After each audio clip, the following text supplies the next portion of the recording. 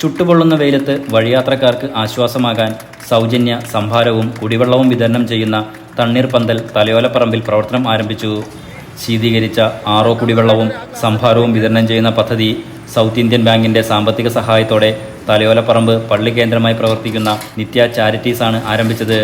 കുടിവെള്ള വിതരണ പദ്ധതിയുടെ ഉദ്ഘാടനം south Indian bank regional manager Shiny Menachery, Thalayolaparambu panchayat president Shiji Vincent എന്നിവർ ചേർന്ന് നിർവഹിച്ചു. ഞങ്ങളുമായി സഹകരിച്ച് പ്രവർത്തിക്കുന്ന ഞങ്ങളുടെ ഒരു ബലപ്പെട്ട ഒരു കസ്റ്റമറാണ്.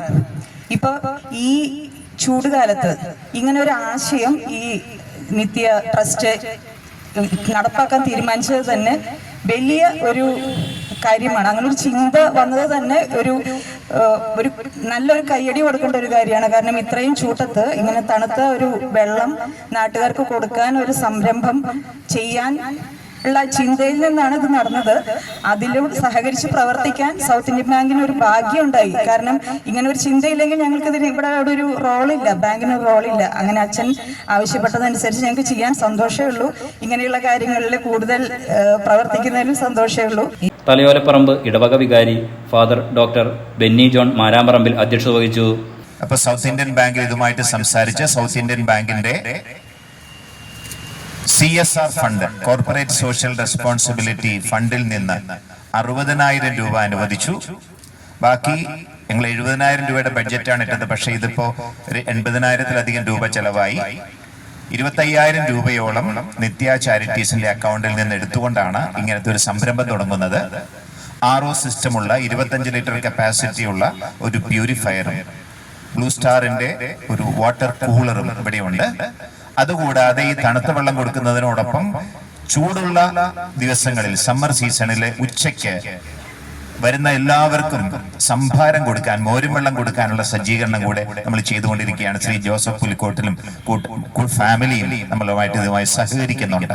VM സെബാസ്റ്റ്യൻ വടക്കേപ്പാറശ്ശേരിയിൽ, അസിസ്റ്റന്റ് വികാരി ഫാദർ ഫ്രെഡി കോട്ടൂർ, ട്രസ്റ്റിമാരായ കുര്യാക്കോസ് മടത്തിക്കുന്നേൽ, ബേബി പുത്തൻപറമ്പിൽ, ജോസഫ് കൊക്കാട്, ബാങ്ക് മാനേജർ മീനു ജോസ് എന്നിവർ പ്രസംഗിച്ചു.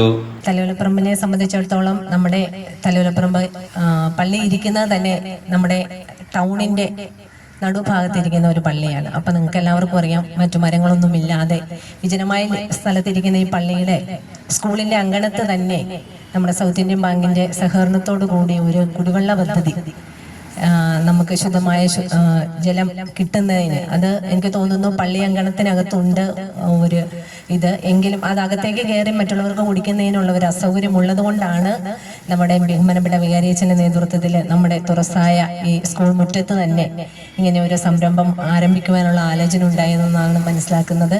നമ്മുടെ നാട്ടില്, നമ്മുടെ തലയോലപ്പറമ്പ് മണ്ണിലേക്ക് വരുന്ന എല്ലാവർക്കും ശുദ്ധജലം കിട്ടുന്ന രീതിയിലുള്ള ഈ സംവിധാനം ഏർപ്പെടുത്തി തന്ന സൗത്ത് ഇന്ത്യൻ ബാങ്കിന് തലയോലപ്പറമ്പ് ഗ്രാമപഞ്ചായത്തിന്റെ പേരിലും തലയോലപ്പറമ്പ് ഇടവകയുടെ പേരിലുമുള്ള നന്ദി അറിയിക്കുകയാണ്. വൈക്കം കോട്ടയം പ്രധാന റോഡരികിൽ പള്ളിവക പാർക്കിംഗ് ഗ്രൗണ്ടിലാണ് തണ്ണീർപന്തൽ പ്രവർത്തിക്കുന്നത്.